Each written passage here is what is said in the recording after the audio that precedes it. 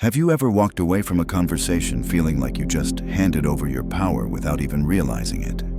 Like someone reached into your mind and rearranged your thoughts while you stood there smiling and nodding. Maybe you agreed to something you never wanted to do, or found yourself defending a position you don't even believe in. Perhaps you've noticed how certain people seem to have this invisible ability to make you second-guess yourself, to make you feel small, confused, or guilty for things that aren't even your fault. What if I told you that this isn't happening by accident? That there are people who understand the hidden mechanics of your mind better than you do, and they're using that knowledge to control your decisions, your emotions, and ultimately your life. The truth is, manipulation isn't just about obvious lies or dramatic emotional outbursts. The most dangerous manipulation happens in the shadows of your consciousness, in places you can't even see. Carl Jung, one of the most brilliant minds in psychology, spent his life mapping the dark territories of human behavior. He understood that the human psyche has hidden doors, secret passages that most people don't even know exist. But those who do know can walk right through them and take control of your inner world. Jung discovered that these psychological blind spots make you vulnerable to tactics so subtle, so sophisticated, that you'll never see them coming. This video isn't for those who want to stay comfortable in their illusions. It's for you who are tired of being played, tired of walking away from situations wondering what just happened to you. It's for those who want to see the invisible threads that others use to puppet your emotions and finally cut them. Because once you understand these 6 hidden tactics, once you can recognize them the moment they're being used against you, no one will ever manipulate you again. But here's what no one tells you about this knowledge. Once you see these patterns, once you understand how manipulation really works, you can never unsee it. You'll start recognizing these tactics everywhere. In your relationships, in your workplace, in the media you consume, in conversations you thought were innocent. And that recognition will change everything about how you interact with the world. The first hidden tactic Jung identified is something he called projection. And it's happening to you right now more than you realize. Projection occurs when someone takes their own internal conflicts, their own shame, their own inadequacies, and throws them onto you like a shadow. But here's the insidious part. They make you believe these projections are actually your problems, your flaws, your responsibility to fix. Think about the last time someone accused you of being too sensitive when you were simply setting a boundary, or when someone called you selfish for not immediately agreeing to their demands. What was really happening? They were projecting their own emotional discomfort onto you, making you the problem so they didn't have to face their own issues. The manipulator takes their internal chaos and makes it your external reality. Jung understood that projection is one of the most powerful tools of psychological control because it hijacks your natural tendency towards self-reflection. When someone projects onto you, your mind immediately starts searching for evidence that maybe they're right. Maybe you are too sensitive. Maybe you are being selfish. And in that moment of self-doubt, you've already lost the battle. You've accepted responsibility for someone else's emotional state while abandoning responsibility for your own. The truly dangerous part about projection is that it often contains just enough truth to hook you. A skilled manipulator doesn't project randomly. They study you, find your genuine insecurities, your real fears, in all proportion. They then amplify them beyond take a small seed of self-doubt that already exists within you and water it until it grows into a forest of confusion. But once you understand projection, once you can recognize when someone is throwing their internal world onto you, something powerful happens. You stop catching what they're throwing. You start asking yourself, whose emotion is this really? Whose problem is this actually? And suddenly, you're no longer responsible for managing someone else's inner turmoil while neglecting your own peace. The second tactic Jung revealed is even more sophisticated because it operates through what he called the shadow. Every person has aspects of themselves they don't want to acknowledge, parts of their personality they've pushed into the darkness. These shadow elements don't disappear. They lurk beneath the surface, influencing behavior in ways the person doesn't consciously recognize. Manipulators intuitively understand this psychological reality, and they use it to control you through shadow manipulation. They identify the parts of yourself you're ashamed of, the aspects of your personality you try to hide, and then they feed those shadow elements while making you feel guilty about them. It's like they're speaking directly to the parts of you that you don't want to admit exist. Here's how it works in practice. Let's say you have a hidden desire for recognition, something you feel guilty about because you've been taught that wanting attention is shallow or selfish. A manipulator will sense this shadow element and begin feeding it in subtle ways. They'll give you just enough praise to activate that hunger for recognition, then withdraw it, leaving you craving more. But they'll do it in such a way that you feel ashamed for wanting it, creating an internal conflict they can exploit. Or perhaps you have a shadow element of anger that you've suppressed because you were taught that anger is bad. A manipulator might provoke that anger in subtle ways, then act shocked when it emerges, making you feel like you're the problem for having this natural human emotion. They create situations where your shadow appears, then shame you for it, giving them power over your emotional responses. The most insidious part of shadow manipulation is that it makes you complicit in your own control. You start policing your own natural impulses, suppressing authentic parts of yourself to avoid the manipulator's judgment. You become smaller, more contained, more predictable, all while believing you're becoming a better person.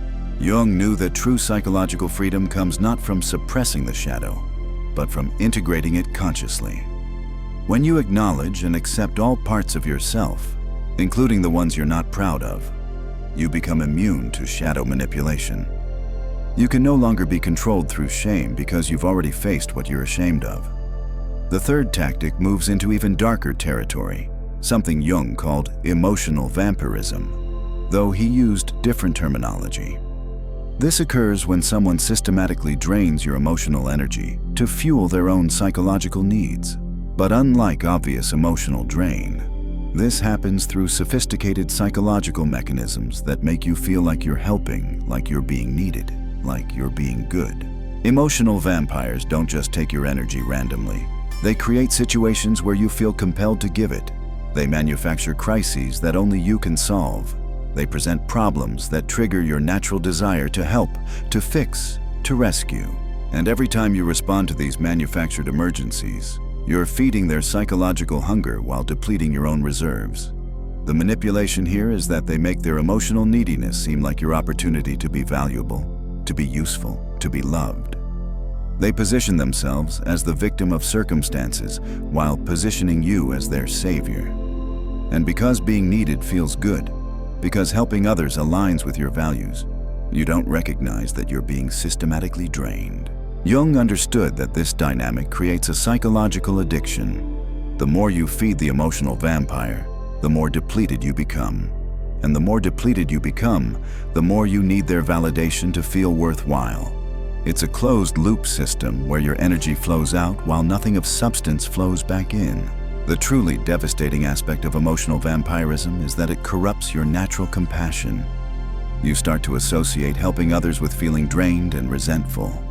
Your genuine desire to contribute becomes weaponized against you, leaving you confused about your own motivations and exhausted by relationships that should energize you. But when you understand this tactic, when you can distinguish between genuine need and manufactured crisis, between authentic connection and psychological feeding, you reclaim your energy. You learn to help from choice rather than compulsion, to give from abundance rather than obligation.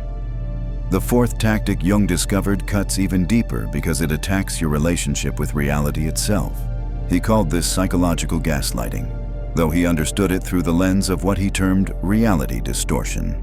This happens when someone systematically undermines your perception of events, your memory of conversations, your understanding of situations, until you begin to question your own sanity. But this isn't the obvious gaslighting you might recognize from movies or dramatic relationships. The sophisticated manipulator doesn't outright deny reality. Instead, they subtly reshape it, twist it, present alternative versions that sound reasonable enough to create doubt.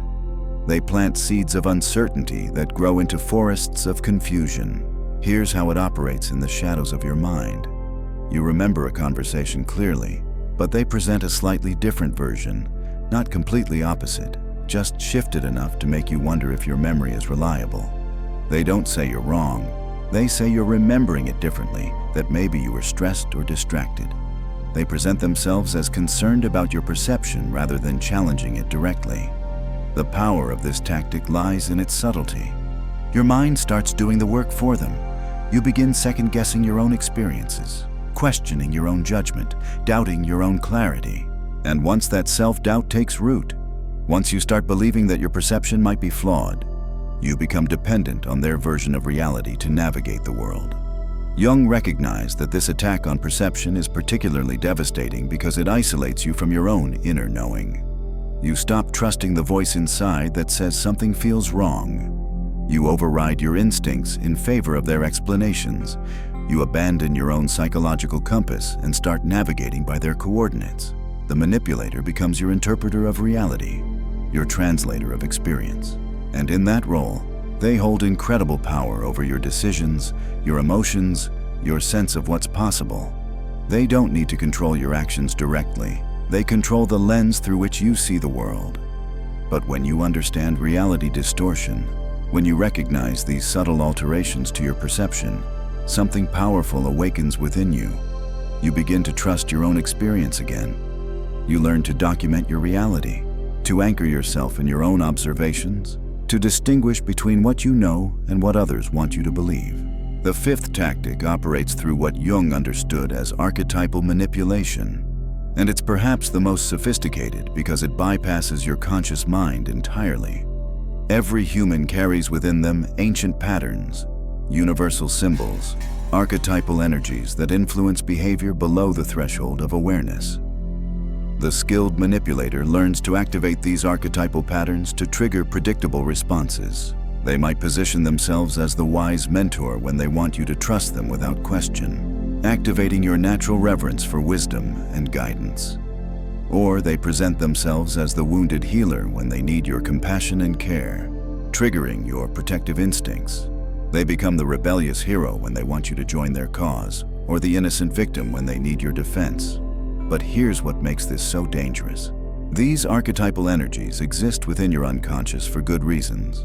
They help you navigate complex social situations, recognize important patterns, respond appropriately to different types of people. The manipulator hijacks these natural psychological processes, wearing archetypal masks to trigger the responses they want from you. You find yourself acting in ways that feel natural, even noble, without realizing you're responding to a performance rather than authentic expression. You're protecting someone who doesn't need protection, following someone who isn't actually leading anywhere meaningful, or fighting for someone who manufactured the battle for their own purposes. Jung knew that archetypal energies carry tremendous psychological power because they connect to something deeper than personal preference or individual desire. They tap into collective human patterns, universal themes that resonate across cultures and centuries. When someone activates these patterns deliberately, they're not just manipulating you personally. They're hijacking millions of years of human psychological evolution. The protection against archetypal manipulation comes through consciousness. When you understand the archetypal patterns within yourself, when you recognize which masks others are wearing and why, you can appreciate the performance without being controlled by it. You can honor the archetypal energies without surrendering your autonomy to someone who's simply playing a role. The sixth and final tactic Jung revealed is the most insidious because it makes you complicit in your own manipulation. He understood this as identity hijacking, the process through which someone gradually reshapes your sense of self until you become someone who serves their needs rather than your own. This doesn't happen through dramatic personality changes or obvious control. Instead, it occurs through thousands of micro-adjustments, tiny suggestions about who you are, small redirections of your energy and attention. The manipulator becomes a sculptor of identity, chiseling away parts of you that don't serve them while encouraging aspects that do. They praise you for behaviors that benefit them while subtly criticizing or ignoring behaviors that don't. They reinforce versions of yourself that are useful to them while making fish.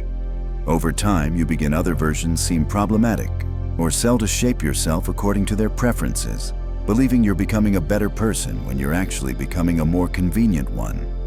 The devastating power of identity hijacking is that it feels like personal growth. The manipulator frames their reshaping as helping you become your best self, as supporting your development, as believing in your potential.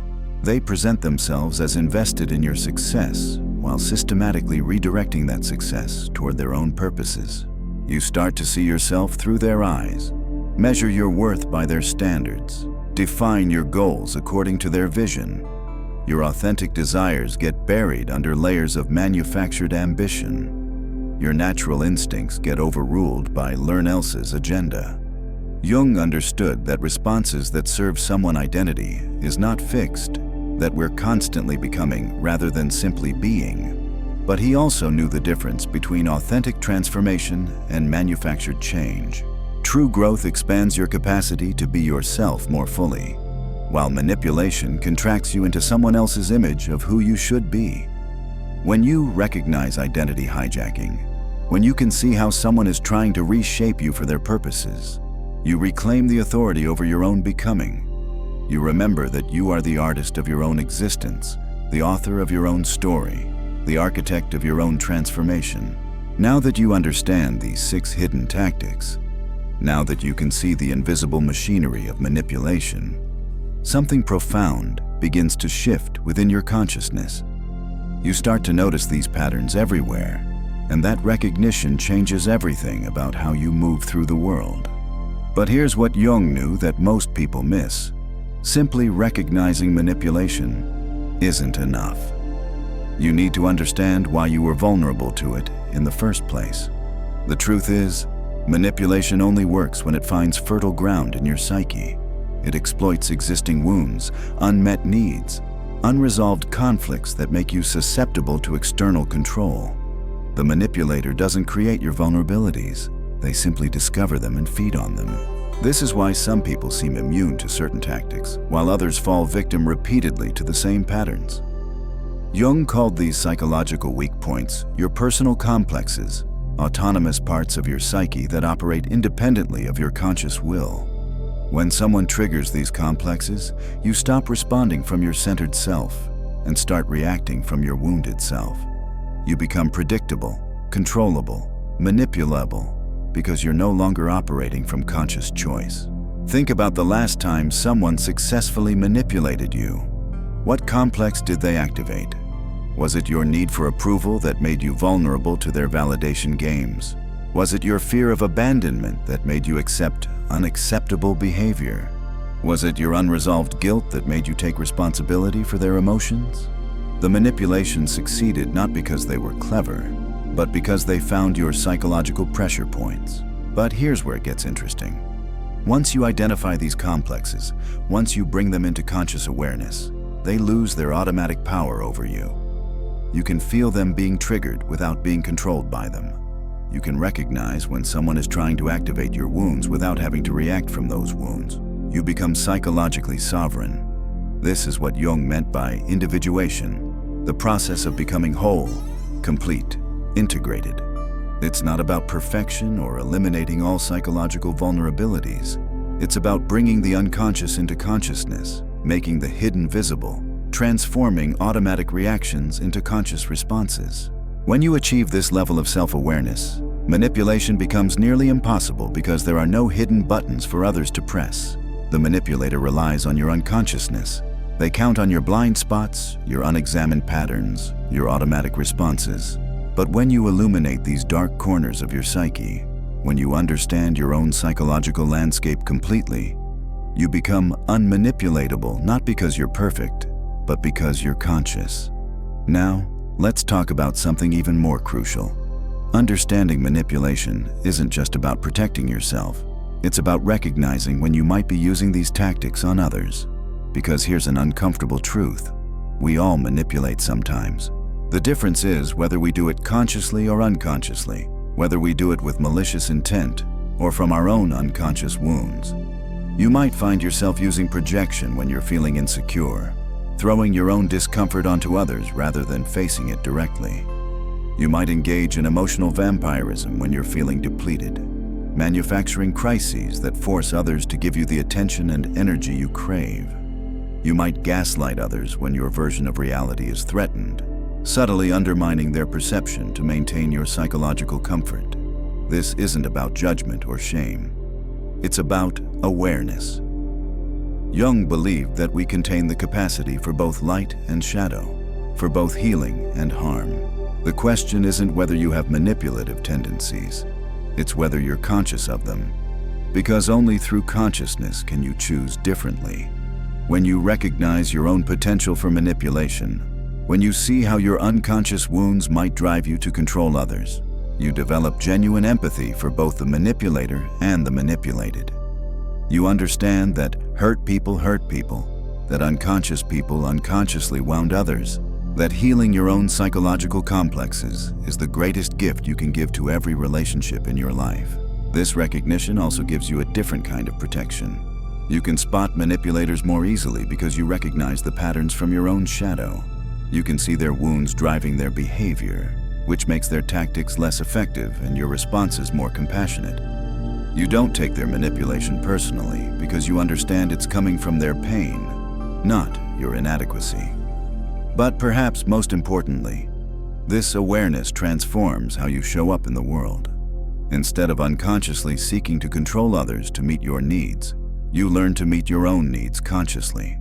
Instead of projecting your internal conflicts onto others, you face them directly.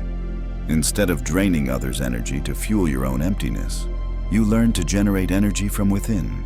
You become what Jung called an individuated person, someone who has integrated their shadow, someone who operates from consciousness rather than compulsion, someone who can be in relationship without losing themselves, someone who can give without depleting themselves, someone who can receive without becoming dependent. This transformation doesn't happen overnight. It requires courage to face your own capacity for manipulation, your own psychological wounds, your own unconscious patterns. It demands that you stop seeing yourself as purely victim or purely innocent and recognize your own complexity, your own shadow, your own responsibility in the dynamics that unfold around you. But when you do this work, when you bring consciousness to the unconscious patterns that have been running your life, something magnificent happens. You become free. Free from the need to control others, free from the vulnerability to being controlled, free from the endless cycle of manipulation and counter-manipulation that characterizes so much human interaction. You discover that true power isn't about controlling others. It's about being so grounded in yourself that others can't control you. True strength isn't about making others smaller. It's about being so secure in your own worth that you can celebrate others' greatness without feeling threatened. True wisdom isn't about having all the answers. It's about being comfortable with uncertainty while remaining centered in your own truth. This is the ultimate protection against manipulation. Becoming so whole, so conscious, so integrated that there are no hidden vulnerabilities for others to exploit. Not because you've become perfect, but because you've become aware. Not because you've eliminated your humanity, but because you've embraced it fully. The manipulator looks for unconscious people to control. When you become conscious, when you understand your own psychological territory completely, when you've integrated your shadow and healed your complexes, you become invisible to predators because there's nothing unconscious for them to feed on. You've now been given something that most people will never possess, the ability to see the invisible architecture of human manipulation. These 6 tactics that Jung revealed aren't just theoretical concepts. They are the actual mechanisms being used on you every single day. And now that you can see them, now that you recognize the patterns, you can never be the same person who walked into this knowledge blind. But here's what I need you to understand. This awareness comes with responsibility. You're no longer innocent. You can no longer claim ignorance when someone tries to manipulate you or when you catch yourself manipulating others. You've been given the keys to psychological sovereignty, and what you do with them will determine whether you become truly free or simply more sophisticated in your own unconsciousness. The choice is yours. You can use this knowledge to become manipulative yourself, to gain power over others, to play the game more skillfully than those around you. Or you can use it for its true purpose, to become so conscious, so integrated, so whole, that manipulation becomes impossible because there's nothing unconscious left for others to exploit. Jung didn't give us these insights to make us better manipulators. He gave them to us to make us free. Free from the need to control others, free from the vulnerability of being controlled, free from the endless cycle of psychological warfare that keeps humanity trapped in unconsciousness. So now I ask you, What will you do with this freedom? How will you use this knowledge? Will you become another predator in a world full of prey? Or will you become something rarer, something more dangerous to the systems of control? A conscious human being who refuses to participate in the game of manipulation at all? The world doesn't need more people who understand manipulation. The world needs people who have transcended the need for it entirely. That's the real power Jung was pointing toward. That's the true strength that no one can ever take away from you.